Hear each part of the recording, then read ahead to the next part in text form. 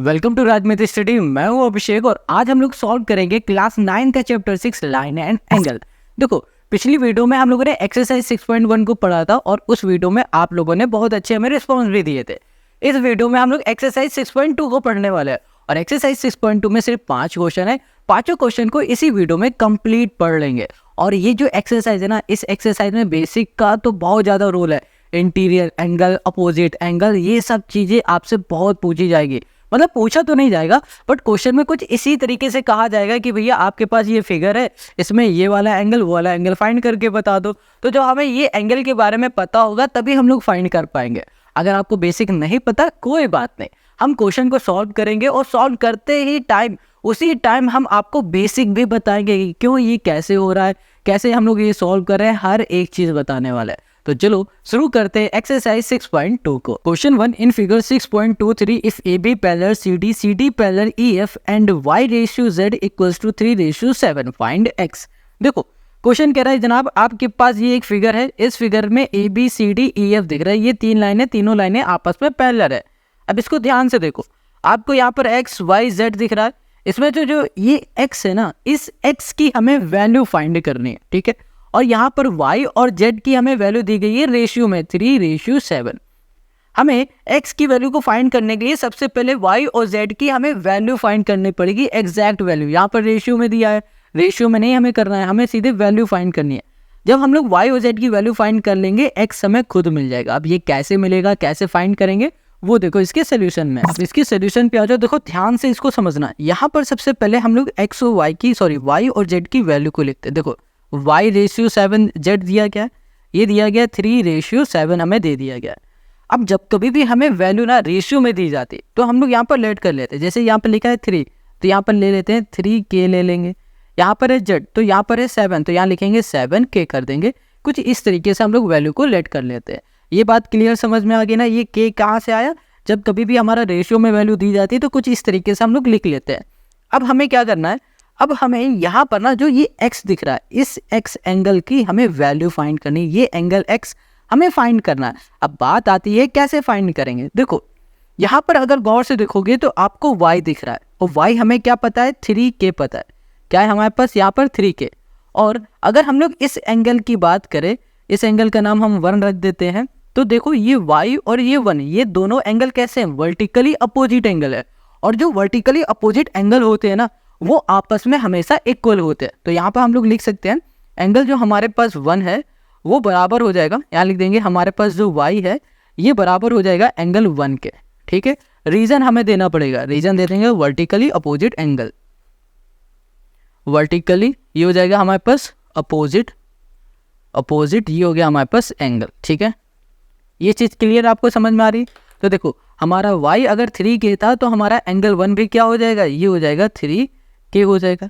मतलब कि ये भी 3k आ गया हमारे पास। अब ये जो एंगल 1 है ये वाला एंगल और ये जो हमारा एंगल z है ये वाला एंगल, ये दोनों ही एंगल हमारे कैसे हैं, ये हमारे को इंटीरियर एंगल है। और जो को इंटीरियर एंगल होते हैं ना, उन को इंटीरियर एंगल का जो सम होता है वो 180 डिग्री के बराबर होता है। तो यहाँ लिखेंगे हम लोग देयरफॉर यहाँ पर हमारे पास जो एंगल 1 है प्लस एंगल हमारे पास z है, या फिर सीधे z लिख देते हैं, angle 1 plus z equals to हो जाएगा 180। रीजन क्या होगा, रीजन लिखेंगे हम लोग को इंटीरियर एंगल, यहाँ लिखेंगे को, ये हो जाएगा हमारे पास इंटीरियर, यहाँ पर हो गया हमारे पास एंगल। बस ऐसे ही हमें करना है, ठीक है।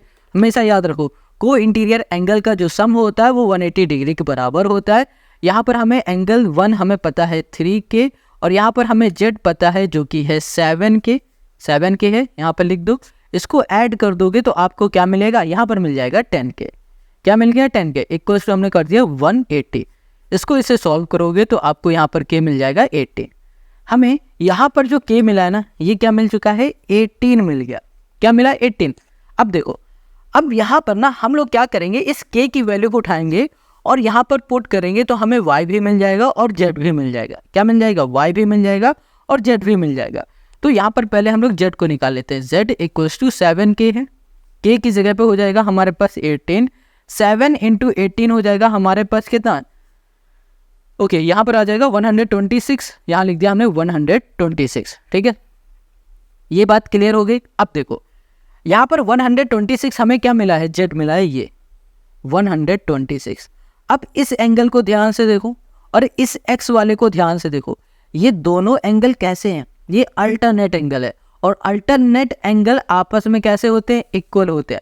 तो हम लोग यहाँ पर बोल सकते हैं कि हमारे पास एंगल जो है क्या, यहाँ पर लिख देते हैं एक्स जो है वो बराबर हो जाएगा जेड के और ये दोनों हो जाएंगे 126 डिग्री के। रीज़न हमें देना पड़ेगा, रीज़न क्या है, रीज़न है अल्टरनेट एंगल। ठीक है,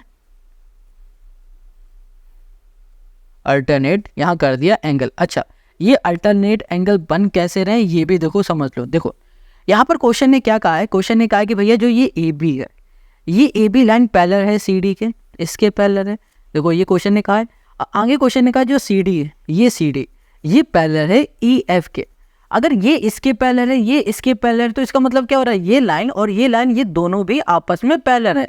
अब ये दोनों लाइन आपस में पैरेलल है तो जनाब ये जो एंगल हमारा बन रहा है और ये जो हमारा एंगल बन रहा है, ये दोनों हमारे अल्टरनेट एंगल हो जाएंगे और अल्टरनेट एंगल हमेशा आपस में इक्वल होते हैं। तो चलो यहाँ पर एक स्टेटमेंट हम लिख देते हैं। यहाँ पर हमें पता है कि जनाब जो हमारे पास ए बी है, ए बी ये पैरेलल है सी डी के, ठीक है, और हमें ये भी पता है जो सी डी है ये भी हमारा पैरेलल है ई एफ के। अब ये देखो सी डी के पैरेलल ए बी है, सी डी के पैरेलल ई एफ है, तो ए बी भी हमारा क्या हो जाएगा, ए बी हमारा जो ए बी है ये पैरेलल हो जाएगा ई एफ के। अब ई एफ के पैरेलल हो जाएगा तो इसके अकॉर्डिंग हमारा जो एक्स और जेड ये दोनों एंगल है ये दोनों 126 के हो जाएंगे। क्यों, क्योंकि ये है अल्टरनेट एंगल। तो हम लोग बोल सकते हैं एक्स इक्वल्स टू 126 और यही हो जाएगा क्वेश्चन नंबर फर्स्ट का हमारा आंसर। आई होप आपको क्वेश्चन नंबर फर्स्ट समझ में आ गया है। अगर कहीं भी कोई डाउट है ना कमेंट करो। और ये को इंटीरियर एंगल और ये हमारे अल्टरनेट एंगल है ना और वर्टिकली अपोजिट एंगल, इन सभी को अच्छे से समझो और पढ़ो क्योंकि ये ना यही इंपॉर्टेंट है इस पूरे चैप्टर में।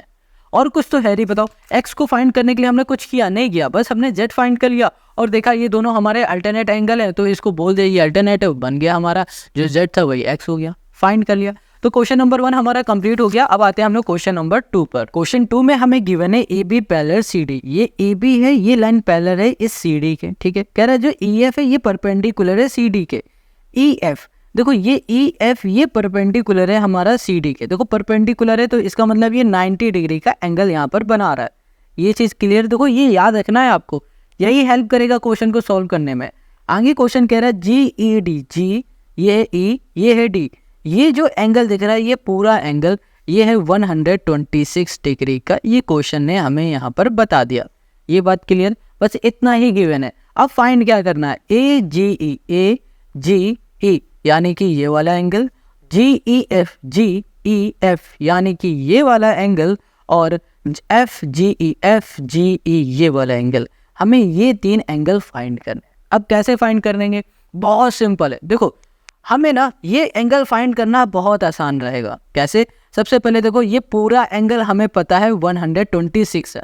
कितना है ये पूरा एंगल 126, हमें इतना एंगल पता है 90, तो इस पूरे में 90 माइनस कर देंगे तो हमें ये एंगल मिल जाएगा। ये बात आपको समझ में आ रही है, फिर से समझो।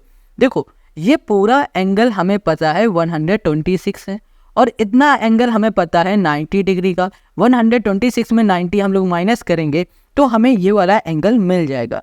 ये चीज़ आपको समझ में आ रही है। अब हमें ये एंगल मिल गया और ध्यान से देखो इस एंगल को और इस एंगल को, इस पूरे को ध्यान से देखना और इसको ध्यान से देखना। ये ए बी पैरेलल है सी डी के, ठीक है। ये ए बी क्या हो रही है, पैरेलल हो रही है सी डी के। जो ये पैरेलल लाइन को लाइन टच कर रही है ए ई, इसके इस तरफ एक एंगल बन रहा है जो कि है 126 डिग्री का और इस तरफ एक एंगल बन रहा है जिसका नाम है हमारे पास ए जी ई। तो ये दोनों ही हमारे जो एंगल होंगे ये आप बताओ कैसे होंगे, ये होंगे अल्टरनेट एंगल। तो ये 126 है तो ये भी 126 हो गया। अब देखो 90 में इसको माइनस कर देंगे, 126 में 90 को माइनस कर देंगे तो हमें यहाँ पर 36 मिल जाएगा। ये एंगल भी मिल गया, ये एंगल भी मिल गया। अब ये एंगल आप हमें कमेंट करके बताओ कैसे फाइंड कर सकते हैं। तो चलो जब तक हम इस क्वेश्चन को सॉल्व करना बता रहे तब तक आप इसमें दिमाग लगा के हमें बताओ। यहाँ पर हमने अभी जो बताया आपको समझ में आ गया होगा, अभी हल्का फुल्का आया होगा। अब इसको हम लोग सॉल्व करेंगे ना तो सब कुछ क्लियर आपको समझ में आएगा। हमें गिवन क्या है, हमें गिवन है कि जनाब ए बी जो पैरेलल है ना वो सी डी के पैरेलल है, ठीक है। हो गया ये। तो अगर ये दोनों आपस में पैरेलल है तो इसकी वजह से हमारे पास जो एंगल ए जी और जो ई ये वाला एंगल है ए जी ई ये वाला जो एंगल है ये एंगल बराबर होगा किस एंगल के, जी ई डी के। किसके, जी ई डी के। एंगल यहाँ पर हो गया जी, ये हो गया हमारे पास ई और ये हो गया हमारे डी के इक्वल हो जाएंगे। ये बात क्लियर हो गई। अब देखो ए जी ई हमने लिख दिया ए जी, यहाँ कर दिया ई, क्या हो जाएगा हमारे पास 126 डिग्री। अच्छा ये इक्वल तो हो रहा है, सॉरी 126, ये इक्वल तो हो रहा है, बट ये हो कैसे रहा है, हमें रीजन भी तो देना पड़ेगा। तो हम लोग यहाँ पर रीजन देंगे अल्टरनेट एंगल। अल्टरनेट यहाँ पर हो गया हमारे पास एंगल। ये बात आपको समझ में आ गई आपको, ठीक है, क्लियर हो गया। तो यहाँ पर हमने लिख दिया 126 डिग्री हमें मिल चुका है। अब इसकी बात कर लेते हैं, ये तो अभी हमने आपको समझा ही दिया ये कैसे बन रहा है। तो यहाँ लिखेंगे कि जो हमारे पास एंगल है, यहाँ कर दिया हमने पास जी ई डी। देखना अभी ये जी ई डी ये एंगल कैसे बन रहा है, जब हम लोगों ने इस एंगल में ये वाला एंगल प्लस कर दिया, ठीक है, ये वाला एंगल इस एंगल में प्लस किया तो जी ई डी नाम का ये एंगल हमारा बनेगा। तो हम लोग इसको ऐसे लिख सकते हैं, जी ई डी एंगल, यहाँ लिख दिया हमने प्लस जी, यहाँ पर हो गया हमारे पास ई, ये हो गया एफ, प्लस यहाँ कर दिया हमने एंगल एफ, ये हो गया हमारे पास ई, ये हो गया हमारे पास टी। देखो यहाँ पर हमने क्या देखा कि हमारे पास जो जी ई डी एंगल है 126 है, 126 लिख दिया। यहाँ पर जी ई एफ अभी हमें पता नहीं, तो इसे ऐसे लिख दिया एंगल जी, यहाँ कर दिया ई, ये हो गया हमारे पास F, plus F E D कितना है 90 डिग्री का। कितना है ये 90। देखो ये जो 126 दिख रहा है ना, ये पूरे एंगल की बात कर रहा है, ठीक है, कंफ्यूज ना होना, ये पूरे एंगल की बात कर रहा है क्योंकि हमने यहाँ पर लिखा हुआ है। और ये जो एंगल है एफ ई डी ये हमारा 90 डिग्री का, तो यहाँ लिख दिया हमने 90 डिग्री। अब देखो 90 प्लस का इक्वल के इस साइड ले जाएंगे तो ये माइनस का हो गया और यहाँ पर हो जाएगा एंगल जी, ये हो गया हमारे पास जी, ये हो गया ई एफ। अब इसको हम लोग सॉल्व करेंगे तो हमें कितना मिल जाएगा 36 मिल गया, और यही हो गया हमारे पास एंगल जी ई और ये हो गया हमारे पास एफ। तो हमने क्या देखा, जी ई एफ हमें 36 मिल गया, ये एंगल भी मिल गया। अब बच्चे ये वाला एंगल, ये एंगल फाइंड करना बहुत आसान है, दो तरीके से इसे फाइंड कर सकते हो। पहला तरीका क्या है जनाब, ये आपको स्ट्रेट लाइन दिख रही है, स्ट्रेट लाइन में पूरा जो एंगल बनता है 180 डिग्री का है, 180 डिग्री में ये वाला एंगल माइनस कर दोगे, ये अपने आप मिल जाएगा। देखो यहाँ पर लिख देते हैं, यहाँ पर हमने लिखा है A B is a straight, यहाँ कर दिया हमने लाइन। इतनी बात क्लियर है। हमें पता है कि ये हमारे पास ये स्ट्रेट लाइन है, तो हमारा जो एंगल है क्या, एंगल हमारा ए, यहाँ पर हो जाएगा जी ई, प्लस एंगल हमारे पास हो जाएगा ओके एफ, ये हो गया जी और ई। इन दोनों एंगल का जो सम होगा वो 180 डिग्री के बराबर होगा, क्योंकि ये हमारी कैसी लाइन है, स्ट्रेट लाइन है। स्ट्रेट लाइन लिख दो या फिर लीनियर पेयर लिख दो, एक ही बात है। इतनी बात क्लियर हो गई। अब देखो ए जी ई हमें पता है 126 है, प्लस यहाँ कर दिया angle F G E equals to हो गया 180 डिग्री। यहाँ पर हमारे पास एंगल एफ जी हो गया जी ई इक्वल्स टू कर दिया 180 डिग्री, ये प्लस का इधर जाएगा माइनस का 126 कर दिया। इसको हम लोग सॉल्व कर देंगे तो यहाँ पर आ जाएगा हमारे पास कितना, ओके यही आ जाएगा हमारे पास 54। ठीक है, बस यही हमें सॉल्व करना था और यही हो गया क्वेश्चन नंबर 2 का हमारा आंसर। देखो कितना आसान है।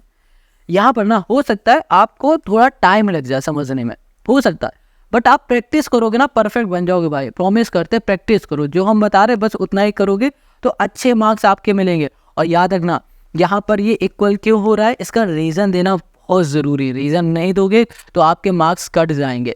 यहाँ पर ये 180 क्यों हो रहा है ये भी रीज़न हमें देना है। ठीक है, ये सब समझ गया। तो चलो अब क्वेश्चन नंबर 3 में आ जाओ। Question 3 given P Q parallel S T. यहाँ पर कह रहा है कि भैया ये जो फिगर है ना इसको ध्यान से देखो, और यहाँ पर जो पी क्यू लाइन दिख रही है ये पैरेलल है एस टी के। क्वेश्चन ने बता दिया, कह रहा है कि भैया P Q R equal to 110 degree, 110 है ये। यहाँ पर आर एस टी ये दे दिया गया 130, और क्वेश्चन कह रहा है कि हमें फाइंड करना है क्यू आर एस, यानी कि हमको फाइंड करना है ये वाला एंगल। अब इस क्वेश्चन को हम लोग दो तरीके से सॉल्व कर सकते हैं। दोनों तरीके अभी हम आपको बताएंगे। ठीक है, देखो पहला तरीका यहाँ पर क्या है, क्वेश्चन में हिंट भी दी गई कि यहाँ पर एक लाइन खींचो, यहाँ पर एक ऐसी लाइन खींचो जो कि पैरेलल होगी एस टी के। किसके पैरेलल होगी, एस टी के। इसका नाम दे दिया हमने ए और इसको बोल दिया हमने बी। यहाँ पर हमने एक लाइन खींच दी जो कि पैरेलल है एस टी की, तो हमने लिखा एस टी पैरेलल, ये हो गई हमारी ए बी, ये हो गया। अब ये एंगल हमें गिवन है, ठीक है, हमसे ये फाइंड करने के लिए कहा जा रहा है। तो ये देखो, ये जो एंगल बन रहा है ये एक स्ट्रेट लाइन में बन रहा है। अगर हमने ये वाला एंगल कैसे भी करके फाइंड कर लिया, ये भी फाइंड कर लिया, तो हम लोग ये इजीली फाइंड कर लेंगे। क्यों? क्योंकि हमें पता है स्ट्रेट लाइन में जो एंगल बनता है वो 180 डिग्री का होता है। पूरा जो एंगल होता है ये पूरा एंगल 180 डिग्री का होता है। अगर हमने ये फाइंड कर लिया और ये फाइंड कर लिया और इसको सॉल्व कर देंगे तो हमें ये एंगल मिल जाएगा। ये तो आपको पता होगा, बेसिक है बिल्कुल। नहीं पता कोई बात नहीं, अभी सॉल्व करेंगे सब कुछ पता चलेगा। अब देखो बात आती है कि ये एंगल और ये एंगल कैसे फाइंड करेंगे। बहुत सिंपल है। अभी हमने क्या कहा कि भैया हमने एक ऐसी लाइन खींची जो कि एस टी के पैरेलल है, तो ये वाला एंगल और ये वाला हमारा जो एंगल है, ये दोनों एंगल हमारे कैसे हो जाएंगे, ये को इंटीरियर एंगल हो जाएंगे। और को इंटीरियर एंगल का जो सम होता है वो 180 डिग्री के बराबर होता है। तो इस एंगल को 130 ये प्लस ये वाला एंगल, इसको 1 बोल देते हैं अभी के लिए, प्लस 1, इन दोनों का सम हो गया 180 डिग्री। अब यहाँ पर देखो ये इधर जाएगा प्लस का, इधर जाएगा माइनस का, तो हमें क्या मिल जाएगा, 5 3 8 मतलब 50 मिल गया। तो ये हमें 50 मिल गया, ठीक है। अब ऐसे इसको सॉल्व करोगे तो भैया ये एस टी इसके पैरेलल है। क्वेश्चन में क्या बताया कि जो पी क्यू है हमारा, पी क्यू ये पैरेलल है एस टी के, तो एस टी इसके भी पैरेलल है, एस टी इसके भी पैरेलल है। तो इसका मतलब क्या हो रहा है कि जो पी क्यू है ये भी पैरेलल हो जाएगा ए बी के। ये चीज़ क्लियर समझ में आ गई। तो मतलब क्या हो रहा है, पी क्यू ये वाली लाइन भी इसके पैरेलल हो गई। तो भैया ये एंगल और ये एंगल, ये दोनों ही एंगल हमारे कैसे हो गए, ये हो गए को इंटीरियर एंगल। कैसे हो गए, को इंटीरियर एंगल हो गए। और जो को इंटीरियर एंगल होते हैं ना, उनका सम हमने अभी क्या बताया, क्या होता है, 180 डिग्री के बराबर है। तो इसको सॉल्व करोगे तो यहाँ पर कितना आ जाएगा, 70 आ जाएगा। तो देखो ये एंगल भी मिल गया, ये एंगल भी मिल गया। अब बच रहा है सिर्फ ये। तो ये एंगल बन कैसे रहा है, ये एक स्ट्रेट लाइन में बन रहा है। तो स्ट्रेट लाइन में क्या होता है, 180 डिग्री का एंगल बनता है, पूरा एंगल होता है 180 डिग्री का। तो मतलब कि जब इस एंगल को प्लस करेंगे, इस एंगल को प्लस करेंगे, इस एंगल को प्लस करेंगे, तो टोटल मिलेगा 180। फिर उसको सॉल्व कर देंगे तो हमें ये एंगल मिल जाएगा। अभी कैसे मिलेगा, कैसे करेंगे, सब कुछ बताएंगे, अभी बस समझो आप, ठीक है। ये समझ में आ गया। अब ये तो हो गया पहला तरीका फाइंड करने का। अब दूसरा तरीका समझ लो। यहाँ पर जो पी क्यू है ना, इसको और आगे बढ़ा देंगे कुछ इस तरीके से। ये जो पॉइंट है ना, इस पॉइंट का नाम हम रख देते हैं सी। चलो सी डी कुछ भी लिख दो, सी लिख दिया। अब हमें करना क्या है, हमने क्या देखा कि जो पी क्यू है ये पैरेलल है एस टी के, ठीक है। तो ये वाला एंगल और हमारा ये वाला एंगल आपस में इक्वल हो जाएगा 130 डिग्री। अब इक्वल होगा कैसे, ये भी समझो। ये 130 है, ये भी 130 क्यों हो जाएगा, क्योंकि ये दोनों लाइन आपस में पैरेलल है और ये दोनों एंगल हमारे करस्पॉन्डिंग एंगल है। कैसे है, करस्पॉन्डिंग, और करस्पॉन्डिंग एंगल आपस में इक्वल होते हैं, ठीक है। अब देखो ये एंगल पता चल गया, ठीक है। अब इस पूरे को ध्यान से देखोगे तो ये एक स्ट्रेट लाइन में बन रहा है। तो 130 ये है और ये एंगल हमें फाइंड करना होगा। तो क्या करोगे, 180 में 130 माइनस करोगे, 50 हमें मिल जाएगा। अब यहाँ पर आ जाओ, ये भी एंगल है हमें ये एक स्ट्रेट लाइन है। अगर इसको देखो तो ये पूरा क्या स्ट्रेट लाइन में ये एंगल बन रहा है। अगर हमें ये वाला एंगल फाइंड करना है तो हम लोग क्या करेंगे, 180 में 110 माइनस कर देंगे तो 70 मिल जाएगा।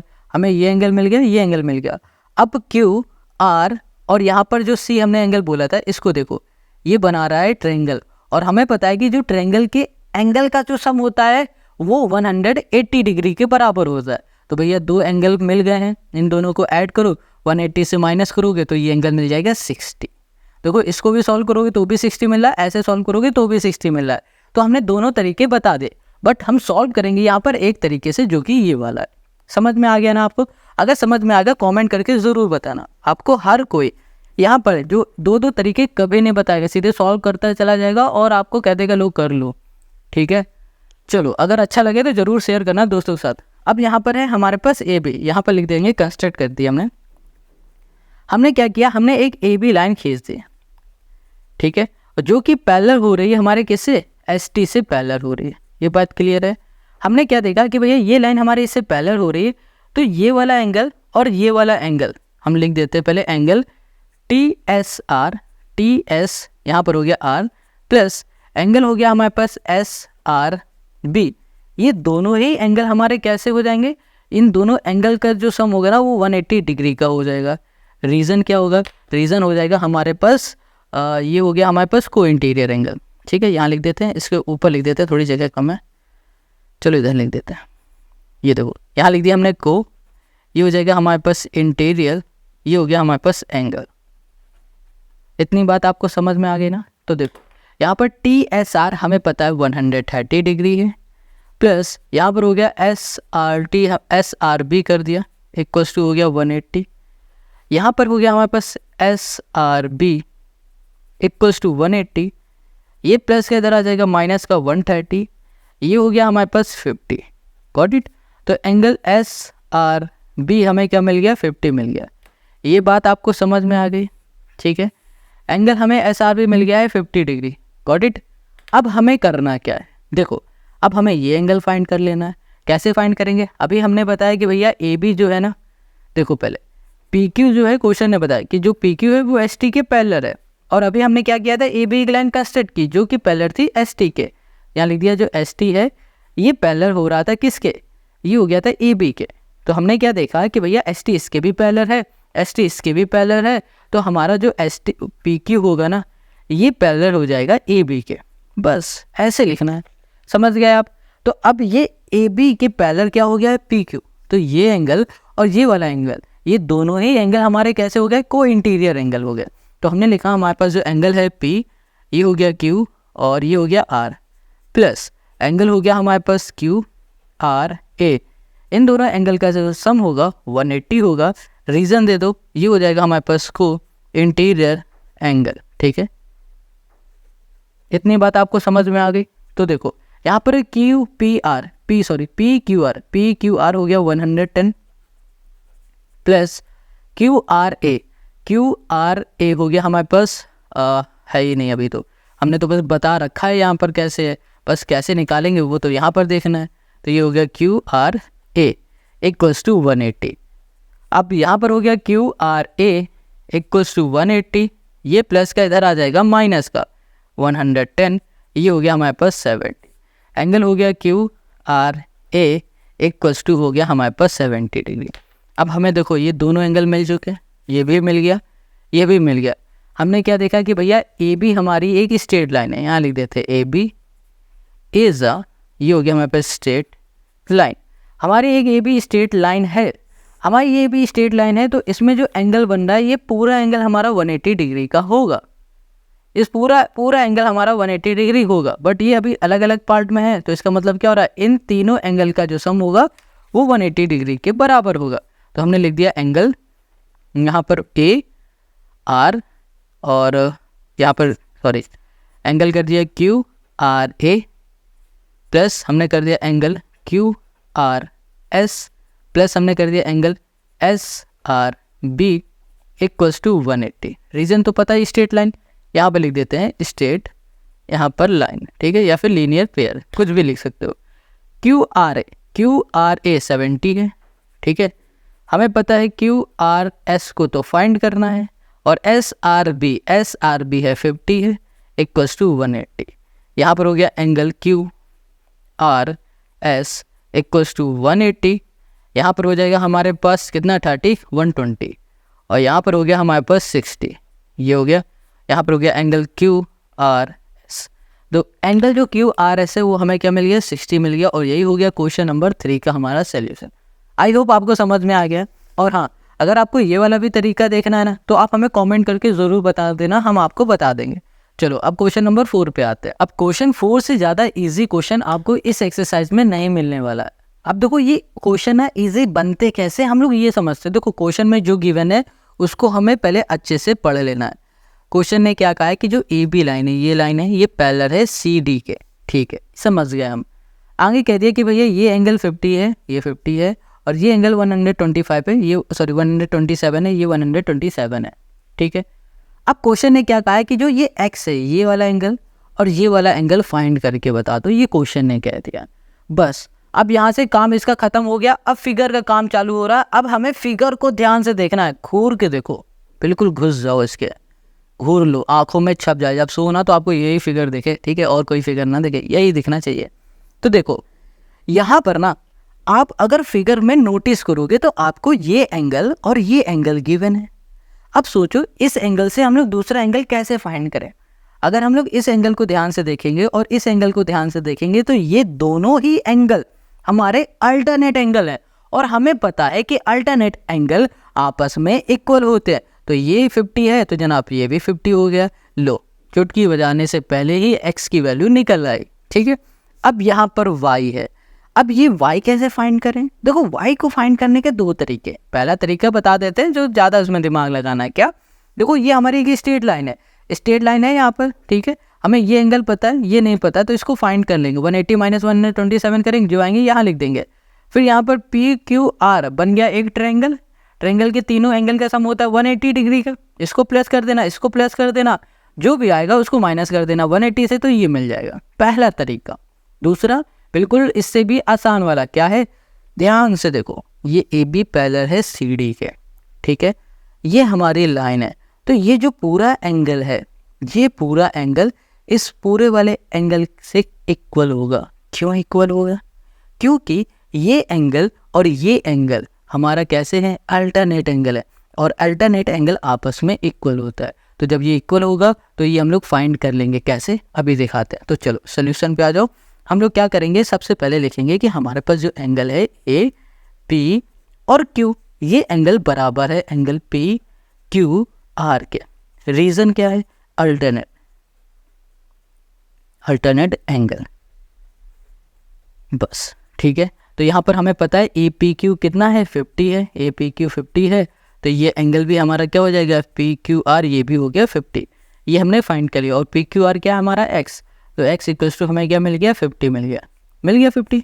समझ गए? अब इस पे आ जाओ। हमने क्या कहा भैया कि ए बी और सी डी हमारी पैरेलल लाइन है, और ये लाइन जा रही है बीच में, दोनों पैरेलल लाइन को टच करी, तो ये एंगल और ये पूरा एंगल का मतलब हो रहा है ए पी आर। यहाँ लिख दिया एंगल ए, ये हो गया पी आर। ये एंगल इक्वल है किस वाले एंगल के? पी आर डी के। यहाँ कर दिया पी, ये हो गया हमारे पास आर डी, और ये दोनों एंगल क्यों इक्वल है? इसका रीज़न दे दो, अल्टरनेट एंगल। ठीक है, यही लिख दो यहाँ पर। अब ए पी आर ये एंगल कैसे बन रहा है? जब ए पी क्यू ये वाला एंगल, ये इसमें प्लस करेंगे हम लोग इसमें प्लस करेंगे क्यू पी आर ये वाला एंगल, ये एंगल और ये एंगल जब प्लस करेंगे तब जाके यहाँ पर ए पी आर ये वाला एंगल बन रहा है। तो हम लोग यहाँ पर ए पी आर की जगह पे हम लोग ये लिख सकते हैं angle A P Q plus हमने लिख दिया एंगल यहाँ पर हो गया Q P R equal to कर दिया एंगल पी आर, और यहाँ पर हो गया हमारे पास D. Got it? A P Q 50 है, यहाँ पर क्यू पी आर देखो ये हमें कितना मिला है? क्यू पी आर वाई है, तो यहाँ पर प्लस वाई कर दिया। यहाँ पर पी आर डी 127 कर दिया। यहाँ पर y इक्वल्स टू 127 किया, माइनस कर दिया 50। इसको हम लोग सॉल्व करेंगे तो यहाँ पर हो जाएगा 7, और यहाँ पर हो जाएगा हमारे पास कितना? 7। तो 77 हमें मिल गया y हमें क्या मिला? 77। और यही हो गया क्वेश्चन नंबर 4 का हमारा आंसर। हमें x और y फाइंड करना था, हमने x और y दोनों ही फाइंड कर लिए। आई होप आपको समझ में आ गए। हर क्वेश्चन में दो तरीके हो रहे हैं, तो हम आपको बता भी रहे हैं। अगर आपको ये अच्छा लग रहा हो तो कमेंट करके जरूर बताओ। अब आते हैं इस एक्सरसाइज के लास्ट क्वेश्चन में, question number 5। Question 5, in figure 6.27 PQ and RS are two mirrors placed parallel to each other and incident ray AB stacks the mirror PQ at B. The reflected ray moves along the path BC and stacks the mirror RS at C and again reflect back along CD.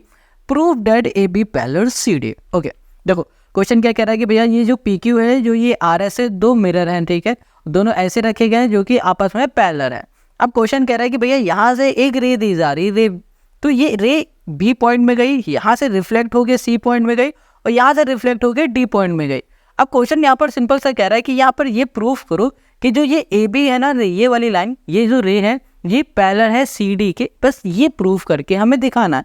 अब कैसे proof करेंगे वो देखो। Question 5 को solve करने से पहले इस क्वेश्चन के ऊपर आप इंपॉर्टेंट जरूर डाल देना, बहुत ही इंपॉर्टेंट है, बहुत ज़्यादा। चलो अब इसको सॉल्व करते हैं। देखो क्वेश्चन में क्या कहा है कि भैया आपके पास ना दो मिरर है, दो मिरर को ऐसे प्लेस कर दिया गया कि वो दोनों आपस में पैरेलल हैं। ए पी क्यू और आर एस ये दोनों पैरेलल हैं।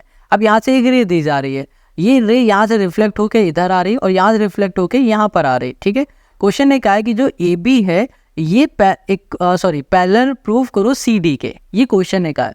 अब इन दोनों को पैरेलल प्रूफ करने के लिए हम लोग क्या करेंगे, एक लाइन यहाँ पर ड्रॉ करेंगे खुद से, ठीक है, और ऐसे ही लाइन यहाँ पर एक ड्रॉ कर देंगे। ये जो लाइन हम लोग ड्रॉ कर रहे हैं इसकी नेमिंग कर देते हैं, ई बोल देते हैं, इसको हम एफ बोल देते हैं, ठीक है। अब ये जो हमने लाइन ड्रॉ की, ये ऐसी लाइन ड्रॉ की कि ये हमारे परपेंडिकुलर होंगे, मतलब कि ये जो लाइन है बी ई, ये परपेंडिकुलर होगी बी क्यू से, और ये एफ सी ये परपेंडिकुलर होगी आर एस से। तो चलो यहाँ पर सोल्यूशन में आ जाते हैं, यहाँ लिखते हैं ड्रॉ। यहाँ पर हमने ये ड्रॉ लिख दिया है और हमने कहा है कि जो बी ई हमारी लाइन है ये हमारी कैसी परपेंडिकुलर है पी क्यू से, और हमने कर दिया कि जो हमारे पास सी एफ है ये परपेंडिकुलर है हमारे पास आर एस से। इतनी बात क्लियर समझ में आ गई। अब देखो यहाँ पर ना हम एंगल को देखते हैं, ये एंगल और एक एंगल यहाँ बना दिया, चलो ये एंगल कर दिया और ये एंगल कर दिया, यहाँ कर दिया 1 2, ये बोल दिया 3, और ये हमने कर दिया 4। अब इसको समझना, यहाँ पर जो एंगल हमारा 1 है ना, ये एंगल बराबर होगा एंगल 2 के, और जो हमारे पास एंगल 3 है ना, ये बराबर होगा एंगल 4 के। अब ये ऐसा हो क्यों रहा है इसको समझो। देखो साइंस में हम लोगों ने क्या पढ़ा था कि जो हमारे पास इंसिडेंस रे होती है ना, जो इंसिडेंट एंगल होता है वो इक्वल होता है किसके, एंगल ऑफ रिफ्लेक्शन के। एंगल ऑफ इंसिडेंट ये वाला एंगल बराबर होता है एंगल ऑफ रिफ्लेक्शन के, ये हम लोगों ने साइंस में पढ़ा है। उसी के अकॉर्डिंग हम लोग बोलेंगे कि भैया हमारा एंगल जो 3 और 4 है ये आपस में इक्वल है, 1 और 2 है ये भी आपस में इक्वल है। यहाँ लिख देते हैं हम लोग reason angle of incident equals to हो जाएगा एंगल ऑफ, ये हो गया हमारे पास रिफ्लेक्शन, बस ये हमें लिख देना। सेम कंडीशन यहाँ भी हम लोग लिख देंगे। इतनी बात क्लियर हो गई। अब देखो, अब ध्यान से देखो, आप देखो क्वेश्चन ने क्या बताया था, पी क्यू पैरेलल है आर एस से, तो जो ये एंगल 3 है और ये जो एंगल हमारा 2 है, ये दोनों एंगल हमारे कैसे, ये अल्टरनेट एंगल है, तो हमने लिख दिया एंगल 3 इक्वल्स टू हो गया हमारे पास एंगल 2। रीजन दे दो, ये अल्टरनेट एंगल है। अब ये जो अल्टरनेट एंगल है हमारे, ये आपस में हमेशा इक्वल होते हैं, ठीक है। चलो लिख दिया, क्लियर, ये भी बात समझ में आ गई। अब देखो एंगल जो 3 है ये बराबर है एंगल 4 के, एंगल जो 2 है ये बराबर है एंगल 2 के, और एंगल जो ये 2 है ये बराबर है एंगल 1 के। इसका मतलब क्या हो रहा है कि एंगल 1 ये बराबर है एंगल 2 के, और एंगल जो 2 है ये इक्वल है एंगल 3 के, और एंगल जो 3 है ये इक्वल है एंगल 4 के। ये चीज़ समझ में आ गई। आगे ना देखो एंगल 1 बराबर एंगल 2 के, एंगल 3 बराबर एंगल 4 के, एंगल 4 बराबर एंगल 3, ठीक है, समझ गए आप। तो चलो अब ये सारे ही एंगल आपस में इक्वल हैं, तो हम लोग यहाँ पर इसको बोल सकते हैं ना कि angle 1 plus angle 2 equals to angle 3 plus angle 4, ये बोल सकते हैं। अब कहोगे ये अचानक से ये प्लस कैसे हो गया, समझो। देखो हमने क्या कहा कि भैया एंगल 1 और एंगल 2 ये आपस में इक्वल है। मान लो यहाँ पर x होगा तो यहाँ पर भी x होगा ना, क्योंकि ये दोनों एंगल इक्वल है। और हमने यहाँ पर बोला एंगल 4 और एंगल 3 ये भी इक्वल है, तो ये भी x होगा, तो ये भी हमारा x होगा। तो इसका मतलब हमें ये समझ में आ रहा है कि ये पूरा एंगल जो होगा वही ये पूरा एंगल होगा। तो इसका मतलब क्या हो रहा है, ये एंगल इक्वल होगा इस वाले एंगल के। ये चीज़ समझ गए। तो हम लोग लिखेंगे एंगल A, यहाँ पर हो गया B, और यहाँ कर दिया C। ये एंगल बराबर है B, C और D एंगल के। ये चीज़ आप समझ रहे हो ना, फिर से समझाते हैं। चलो यहाँ पर 1 + 2 और एंगल 3 प्लस एंगल 4 ये कैसे हो रहा है। देखो हमने क्या कहा कि भैया एंगल 1 और एंगल 2 ये दोनों आपस में इक्वल है, तो थोड़ी देर के लिए मान लेते हैं ये एंगल x है, तो जनाब ये भी x होगा। अब एंगल 2 इक्वल था एंगल 3 के, तो ये x है, तो ये भी x होगा। एंगल 3 इक्वल था एंगल 4 के, तो ये भी x होगा। इन दोनों को ऐड करोगे 2x, इन दोनों को ऐड करोगे तो भी क्या आ रहा है, 2x आ रहा है ना। तो हमने क्या देखा, ये पूरा एंगल ये और ये पूरा एंगल आपस में इक्वल है। अब हमने क्या देखा था कि भैया जब हमारे एंगल अल्टरनेट एंगल आपस में इक्वल होते हैं तो उसमें एक कंडीशन होती कि जो हमारे पैरेलल लाइन होते हैं ना, ये देखो ये क्या हो गया, ये पैरेलल लाइन, जब हमारे पैरेलल लाइन होती है तभी हमारे अल्टरनेट एंगल आपस में इक्वल है। तो हमने यहाँ पर क्या देखा कि ये दोनों आपस में इक्वल है और ये अल्टरनेट है, तो इसकी वजह से जो ये ए बी लाइन है, जो ये सी डी लाइन है, ये हमारी पैरेलल हो जाएगी, क्योंकि अल्टरनेट एंगल तभी इक्वल होते हैं जब पैरेलल लाइन में बन रहे होते हैं। ये बात क्लियर हो गई। तो यहाँ पर बोलेंगे ये दोनों हमारे अल्टरनेट एंगल हैं, अल्टरनेट एंगल, ठीक है, ये हो गया। तो हम लोग बोल सकते हैं कि हमारे पास जो ए बी है ये पैरेलल हो जाएगी सी डी के। बस हमें यही प्रूफ करना था और यही हो गया क्वेश्चन नंबर हमारे 5 का आंसर। आई होप आज के सारे क्वेश्चन आपको समझ में आ गए। 5 ही क्वेश्चन थे, 5 क्वेश्चन हम लोगों ने कर लिए। अब आते हैं नेक्स्ट चैप्टर पर, ठीक है। 2 ही एक्सरसाइज से, दोनों एक्सरसाइज पढ़ लिए और हमें कमेंट करके ज़रूर बताओ आप कि आपको समझ में आ रहा है या नहीं आ रहा है। अब नेक्स्ट जो वीडियो होगी ना वो चैप्टर 7 की मिलेगी, ट्रायंगल की मिलेगी, और इसमें हम लोग पढ़ रहे होंगे उस टाइम एक्सरसाइज 7.1। और 7.1 में जितने भी क्वेश्चन होंगे सारे के सारे क्वेश्चन हम लोग एक वीडियो में पढ़ेंगे। 8 है, 8 कर लेंगे, भले 1 घंटे की वीडियो हो या 4 घंटे की हो। और इसी तरीके के सोल्यूशन पाने के लिए आप इस चैनल को सब्सक्राइब कर लो। मिलते हैं नेक्स्ट वीडियो में।